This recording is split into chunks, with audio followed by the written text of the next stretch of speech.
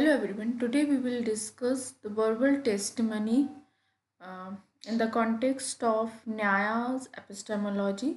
न्याय दर्शन में शब्द प्रमाण क्या है, इसके पहले हम दो प्रमाणों को डिस्कस कर चुके हैं, perception and inference. Verbal testimony is a means of valid knowledge in Indian philosophy. It is called शब्द और आगम. आपको ये दो शब्द भी मिलेंगे वर्बल टेस्टिमनी के लिए. शब्द प्रमाण कहा जाता है और इसे आगम भी कहा जाता है. For verbal testimony it is necessary to meet a trustworthy person. एक विश्वसनीय पुरुष का होना ज़रूरी है जिस पे आप विश्वास कर सकें, जिसके शब्दों पर आप विश्वास कर सकें, और ऐसे पुरुष को न्याय दर्शन में आप्त पुरुष कहा गया है. आप्त पुरुष. The word of all man can not be called verbal testimony. हर किसी के शब्दों को हम शब्द प्रमाण नहीं कह सकते. उसके लिए एक विश्वासी पुरुष का मिलना बहुत ज़रूरी है और उसके जो स्टेटमेंट होते हैं उसको आप्त वचन कहते हैं. So the statements of a trustworthy person are called आप्त वचन. आप्त वचन. Trustworthy persons are those who perceive objects as they exist in their real nature and communicate their right knowledge to others for their benefit out of compassion for them. तो आप्त पुरुष कहलाने के लिए ये आवश्यक है कि वे अपने ज्ञान को दूसरों की भलाई के लिए उपयोग करें, दूसरों की भलाई में उसका प्रयोग करें.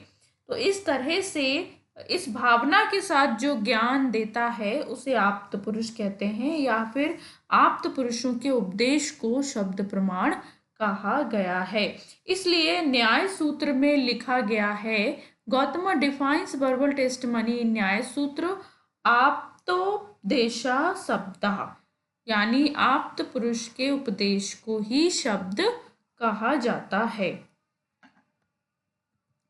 Now the division of verbal testimony. शब्द प्रमाण का विभाजन. The verbal testimony have been divided from two perspective. दो दृष्टिकोण से इसको डिवाइड किया गया है.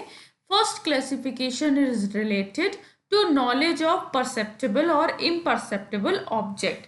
तो पहला जो विभाजन किया गया है वो किस दृष्टि से किया गया है कि वस्तुओं को देखने और ना देखने की दृष्टि से किया गया है.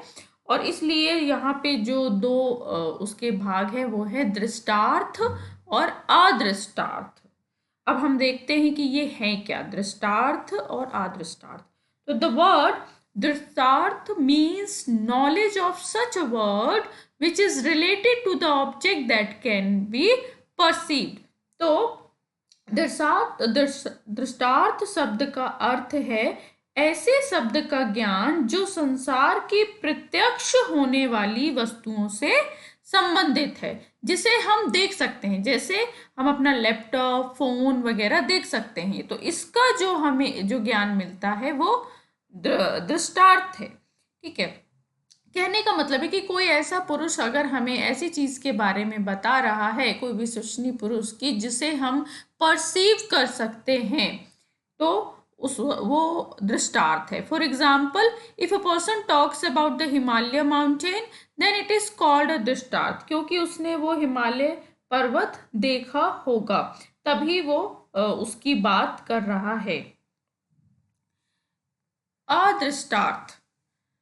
A word which is related to the object which is not perceivable is called अदृष्टार्थ. ऐसी वस्तुओं के विषय में बात करना जिनका प्रत्यक्ष संभव नहीं है उसे अदृष्टार्थ कहते हैं. For example, things related to virtue, vice, god, freedom, immortality etcetera.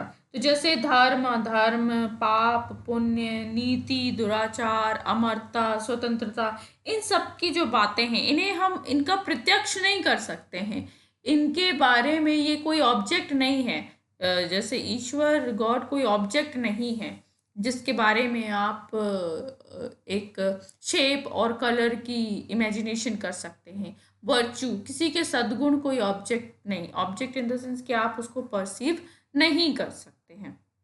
इसलिए ये वो विषय हैं जो दृष्टार्थ शब्द प्रमाण के द्वारा ज्ञान होता है इन सब्जेक्ट का।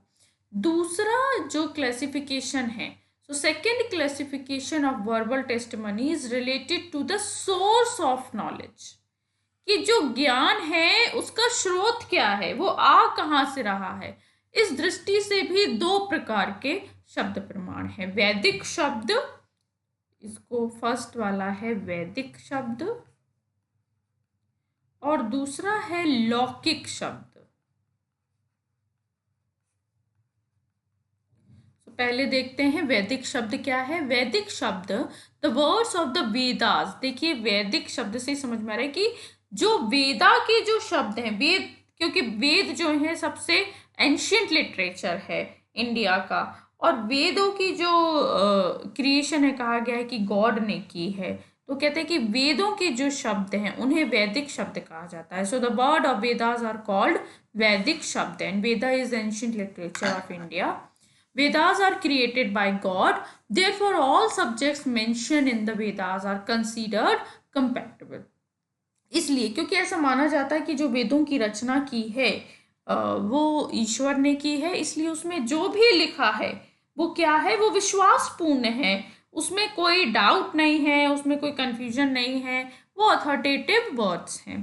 सो the Vedas are considered to be doubtless and reliable, and that's why it is a part of verbal testimony. Now the second division is लौकिक शब्द, the word of ordinary human being, क्योंकि लौकिक है ना, लौकिक दुनिया में जो हो रहा है, लौकिक मनुष्य जो कह रहे हैं, so the words of ordinary human being are called लौकिक शब्द। साधारण मनुष्यों के जो शब्द होते हैं उन्हें लौकिक शब्द कहते हैं। देयर क्रिएटर्स आर ह्यूमन, ये हम मानव द्वारा बनाए गए हैं। Therefore it can not consistently claim to be true, इन्हें हमेशा सत्य नहीं कहा जा सकता, क्योंकि हमारा कोई भी ज्ञान पूर्ण नहीं होता, उसमें संशय की संभावना बनी रहती है। So Vedic शब्द being the word of God are absolutely true, but the लौकिक शब्द being the word of ordinary man can be true as well as untrue. वो सही भी हो सकते हैं और गलत भी हो सकते हैं। Now four condition, शब्द प्रमाण के कॉन्टेक्स्ट में चार शर्तें बताई गई हैं, और वो बहुत बहुत इम्पॉर्टेंट है, क्योंकि उनके बिना किसी भी बात का मतलब नहीं निकल सकता। So testimony is expressed in a sentence, sentences are formed by combination of meaningful words. For sentence to be meaningful it has been considered necessary to comply four condition in Nyaya philosophy. न्याय दर्शन में वाक्य विवेचन के लिए चार शर्तें बताई गई हैं। First is akanksha, expectancy, second yogyata, consistency, third sannidhi, continuity and the fourth tatparya, purpose, यानी पर्पस क्या है। एक एक करके इसे डिस्कस करते हैं। First is akanksha. It is mutual implication और एक्सपेक्टेंसी, एक आकांक्षा की जाती है, कुछ एक्सपेक्ट किया जाता है। A sentence can be meaningful only when its words have the ability to relate each other. जब कोई भी सेंटेंस अर्थ सार्थक तभी होता है जब उसके शब्दों में एक पारस्परिक संबंध होता है। शब्द, a word is only a part of a complete sentence, and that is why we cannot know the complete meaning of the whole sentence from a single word. आप सिर्फ एक शब्द बोलकर पूरे वाक्य का मतलब नहीं निकाल सकते, उस एक शब्द को दूसरे शब्दों की एक्सपेक्टेंसी होती है, आकांक्षा होती है, and that is why we called it akanksha. शब्द किसी संपूर्ण वाक्य का सिर्फ एक अंश होते हैं, एक पार्ट होते हैं, इसलिए किसी एक शब्द से संपूर्ण वाक्य के अर्थ को नहीं समझा जा सकता। For example, like someone says, take it out, it does not make full meaning. Take it out whom? To complete this meaning, we have to add something like the thief. Only by doing this, the whole meaning becomes clear. मान लो किसी ने कहा निकालो, अब इसके बाद दूसरे शब्दों की एक्सपेक्टेंसी हो रही है कि क्या निकालो, कि कुछ चीज़ निकालने के लिए बोल रहे हैं या किसी पर्सन को निकालने के लिए बोल रहे हैं या बैग से कोई सामान निकालने के लिए बोल रहे हैं, ये यहाँ पे क्लियर नहीं है। जब हम बोलते हैं कि चोर को निकालो या अपने बैग में से फ़ोन निकालो, तब जाके मतलब पूरा समझ में आता है। तो this is expectancy. Second is योग्यता, consistency. It is the condition of consistency. The thing can be meaningful only when it has merit. Mere akanksha in words does not reveal meaning. Consistency means lack of mutual conflict. आपस में बातों में संघर्ष नहीं होना चाहिए। तो कोई भी बात सार्थक तभी होती है जब उसमें कंसिस्टेंसी होती है। एंड कंसिस्टेंसी का मतलब है पारस्परिक विरोध का अभाव। अब देखिए, for example, water the plants with fire. अगर कोई कहता है कि पेड़ों को आग से सींचो, तो ये क्या है? अब एक तरफ है पानी या जिससे हम पेड़ों को सींचते हैं, ठीक है, लेकिन यहाँ पे वो क्या कह रहे हैं कि आग से पानी को सींचो, और ये दोनों कॉन्ट्रडिक्टरी हैं। जैसे बर्फ से लकड़ी को जलाओ। तो इस तरह के जब सेंटेंस बोले जाते हैं जिनमें योग्यता नहीं होती, तो इनका कोई मतलब नहीं निकलता। तो एक सेंटेंस को मीनिंगफुल बनाने के लिए कंसिस्टेंसी बहुत ज़रूरी है। The word in these sentences are contradictory. It is not possible to irrigate with fire. Therefore for the sentence to be meaningful, the word should not be remain self contradictory. आपस में उनको विरोधी नहीं होना चाहिए। Third is sannidhi. It is defined as contiguity in spite of having akanksha and yogyata, unless there is proximity of place or time respectively in written or said words, the meaning of the sentence cannot be derived. कि मतलब आकांक्षा है और योग्यता है, उसके बाद भी अगर कहीं कोई सेंटेंस लिखा गया है या कहा गया है और उसके स्थान और समय में क्लोजनेस नहीं है, यानी वो एक निरंतरता में नहीं कहे जा रहे, तो उनका मतलब नहीं निकलेगा। For example, if we give a gap of hours and say bring, then after 1 hour cow, then after 1 hour something else, तो इस सेंटेंस का कोई मतलब नहीं है। अगर हम कहें ना, जैसे मान लो 10-10 घंटे के गैप में एक, फिर कहें गाय, फिर कहें लाओ, तो इसका कोई मतलब नहीं निकलेगा। Similarly, if we write today on 1 page, write college on the other page, and write age on the 3rd page, and write close on the 4th page। अगर हम ये एक एक पेज में शब्द लिख देंगे तो इसका कोई, इसमें समीपता नहीं है ना, क्लोजनेस नहीं है, तो इनका कोई मतलब नहीं निकलेगा। सो ये जो सन्निधि है, ये कॉन्टिग्यूटी की बात करती है। So word must be spoken in quick session without any long interval, कि उसका एक टाइम पीरियड है कि हाँ, हम एक गैप में, एक नेचुरल गैप में किसी वर्ड को बोल रहे हैं, किसी सेंटेंस को बोल रहे हैं या लिख रहे हैं, तो वो भी बात को समझने के लिए ज़रूरी है। द लास्ट वन इज तात्पर्य, यानी मीनिंग क्या है, उसका तात्पर्य क्या है। So the word has different meanings in the different situation and different context. Therefore, it is the condition of the intention of the speaker if the words are ambiguous. For example, अब क्या है कि शब्द जो बोले जा रहे हैं उसका मतलब भी क्लियर होना चाहिए।